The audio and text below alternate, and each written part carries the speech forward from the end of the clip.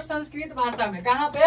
हिंदी और संस्कृत भाषा में वाक्यों को अलग करने के लिए, किसको अलग करने के लिए? वाक्य को। और वाक्यों का मतलब होता है सेंटेंस। कभी होता है सेंटेंस। अलग करने और अर्थ को स्पष्ट करने के लिए, अर्थ को क्या करने के लिए? स्पष्ट करने के लिए हम लोग किसका उपयोग करते हैं? विराम चिन्ह का उपयोग करते हैं। तो कुछ यहाँ पर क्या है आप लोग को दिया गया, विराम चिन्ह के बारे में कुछ दिया गया है। तो आइए अब हम लोग एक एक करके जो है विराम चिन्ह के बारे में समझते हैं। तो पहला नंबर में क्या है? पूर्ण विराम। तो से बोलना पूर्ण विराम। तो पूर्ण विराम का जो चिन्ह होता है वो कैसे होता है? ऐसे होता है। कैसे होता है? ऐसे होता है। तो पूर्ण विराम कहाँ पे लगता है दोस्तों समझिए, वाक्य के अंत में प्रयोग किया जाता है। मतलब वाक्य के अंत में कौन से चिन्ह का उपयोग किया जाएगा? पूर्ण विराम का। जैसे मान लेते हैं, जैसे में हम लिखते हैं वह जाता है, तो ये हमारा एक सेंटेंस हो गया। ये हमारा एक क्या हो गया? वाक्य हो गया। सेंटेंस को हिंदी में क्या बोलते हैं? वाक्य। तो जब हमारा वाक्य जब पूरा खत्म हो जाता है उसके अंत में हम लोग कौन चिन्ह का यूज करते हैं? पूर्ण विराम का चिन्ह का यूज करते हैं। तो जैसे यहाँ पर जो हम ये चिन्ह दिए, ये कौन चिन्ह है? पूर्ण विराम। तो अभी हम लोग कभी पढ़ रहे कि वाक्य के अंत में प्रयोग किया जाता है पूर्ण विराम का। तो पूर्ण विराम का यहाँ पर हम यूज किए कि नहीं किए? तो पूर्ण विराम के बारे में समझ में आ गया। चलिए हम लोग आगे बढ़े। दूसरा नंबर में लिखा है अर्ध विराम। अर्ध विराम का मतलब होता है आधा। ठीक है, मतलब थोड़ा देर के लिए दो वाक्यों के बीच में प्रयोग किया जाता है। यानी पूर्ण विराम जो था वो वाक्यों के क्या किया जाता है? अंत में। ठीक है, और अर्ध विराम कहाँ किया जाता है? वाक्यों के बीच में। जैसे कभी कभी शब्द लिखते रहते हैं, सेंटेंस लिखते रहते हैं, बीच में हम लोग क्या करते हैं? अर्ध विराम का यूज कर देते हैं। फिर उसके बाद उसके आगे फिर सेंटेंस लिखना क्या कर देते हैं? स्टार्ट कर देते हैं। तो क्वेश्चन आएगा कि वो कौन ऐसा चिन्ह है या कौन ऐसा विराम चिन्ह है जो दो वाक्यों के बीच में प्रयोग किया जाता है? तो उसका आंसर क्या होगा? अर्ध विराम। हो सकता क्या होगा करेगा कि आप लोग के ऑप्शन में जो पूर्ण विराम भी रहे, अर्ध विराम भी रहे, अल्प विराम भी रहे और प्रश्नवाचक चिन्ह भी रहे। लेकिन आप लोग को किस में टिक लगाना है? अर्ध विराम में लगाना। तो पूर्ण विराम जो है वाक्यों के कहाँ लगता है? अंत में। और अर्ध विराम जो है वाक्यों के बीच में लगता है। समझे? चलिए आगे हम लोग समझते हैं। तीसरा नंबर में अल्प विराम। अल्प का मतलब भी बहुत से छोटा। क्या अर्ध विराम तो उससे थोड़ा डबल होगा, लेकिन अल्प विराम हो जाएगा जो बहुत से छोटा हो जाएगा।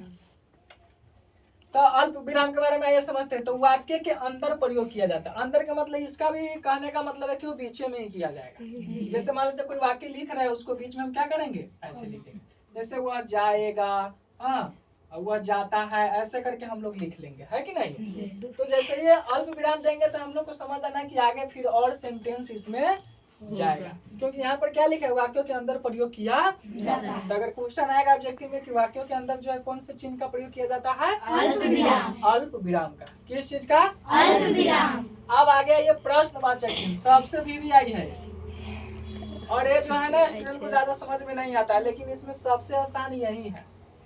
ठीक है, लेकिन सबसे आसान उसी के लिए है जिसको समझ में आ जाएगा। आप जिसको समझ में नहीं आएगा ओकरा लिए तो सब कठिन है कि नहीं है? अगर इतना ही अगर ये आसान रहता तो ये क्वेश्चन ज्यादा थोड़ी ना आता। वही क्वेश्चन तो ज्यादा आता है जो सबको मतलब समझ में उतना नहीं आता। नहीं तो अगर सबको आ जाएगा तो फिर गड़बड़ हो जाएगा क्या?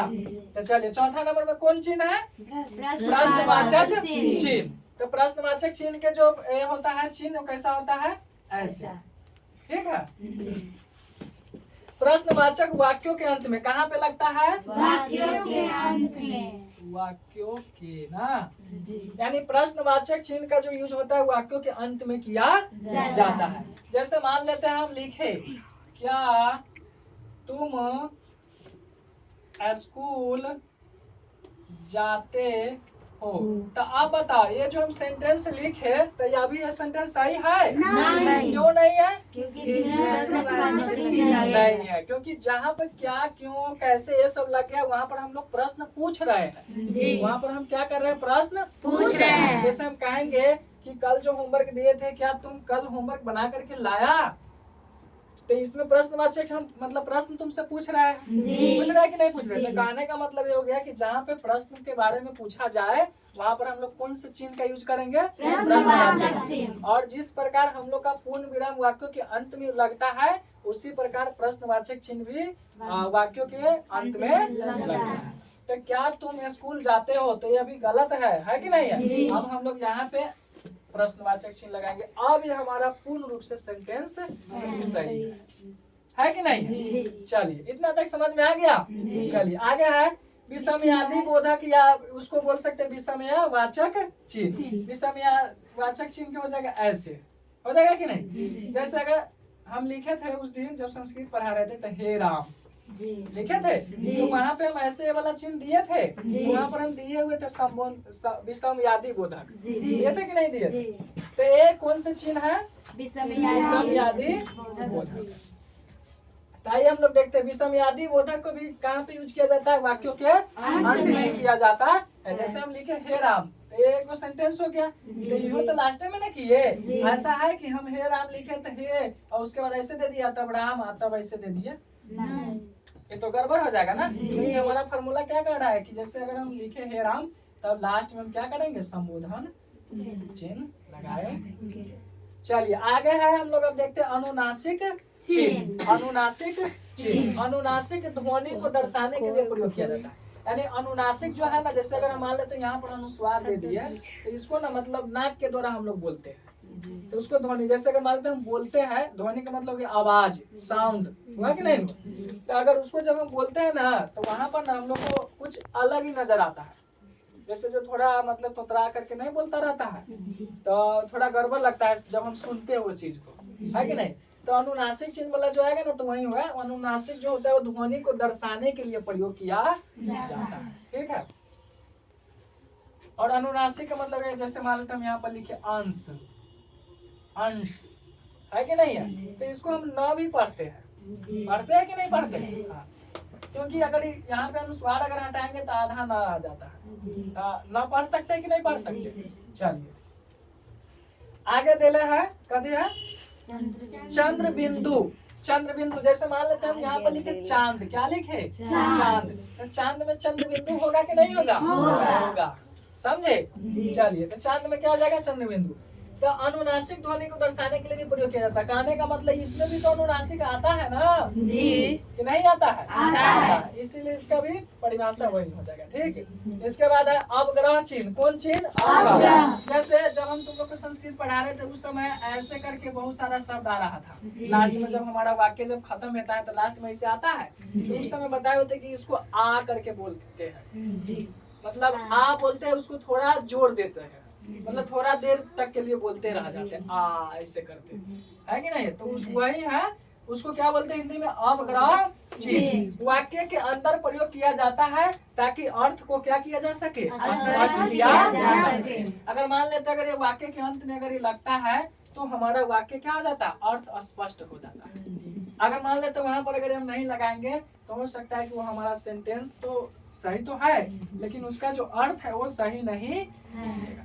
तो जब हम कोई शब्द को लिखते हैं जब उसका कोई अर्थ नहीं स्पष्ट होगा तो वो शब्द अच्छा हुआ नहीं हुआ, तो वो हमारा क्या हो जाएगा? गड़बड़ हो जाएगा, है कि नहीं?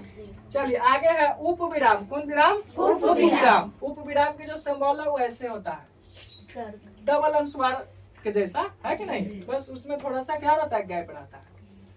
चलिए अल्प विराम के हो जाएगा ये वाला चिन्ह। उसके बाद जो है कोष्ठक। कोष्ठक का मतलब हो गया ऐसे दोनों तरफ से क्या रहेगा? घेरा हुआ रहेगा। उसके बाद योजक चिन्ह। योजक चिन्ह के जो होता है ऐसे होता है, बस छोटा सा रहता है, ठीक है।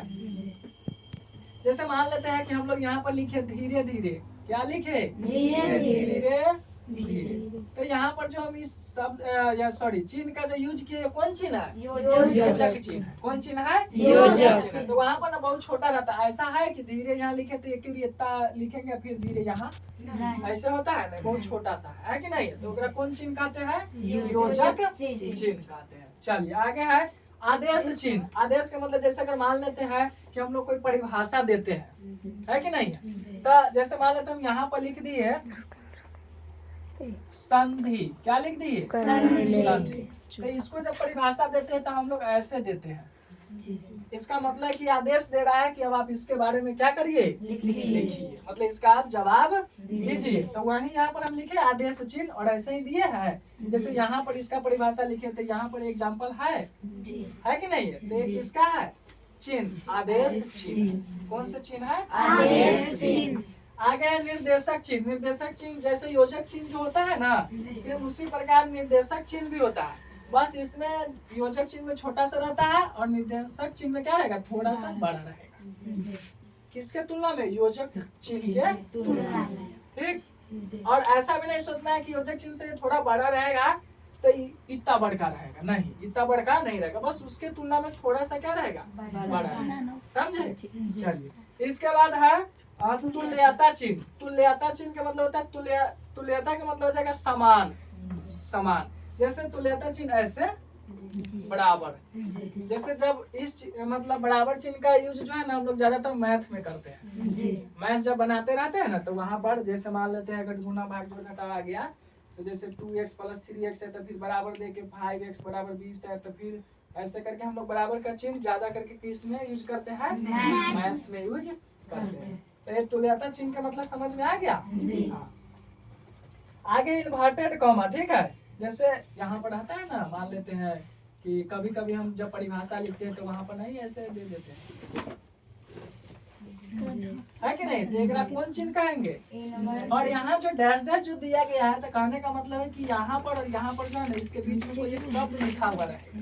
ठीक है, और शब्द लिखा हुआ रहेगा, उस शब्द के हल्का सा ऊपर, जैसे मान लेते यहाँ पर एक शब्द लिखे है तो यहाँ पर हम क्या करेंगे, ऐसे और इधर से भी ऐसे अथी को क्या कर देंगे, बंद कर देंगे। तो एकरा कौन कॉमा कहते हैं? Inverted comma. कौन कॉमा कहते हैं? इन्वर्टेड कॉमा कहते हैं। तो आप लोग को ये विराम चिन्ह के बारे में सारी बात समझ में आ गया? सबको समझ में आ गया? चलिए ठीक है, अब हम लोग आगे देखते हैं।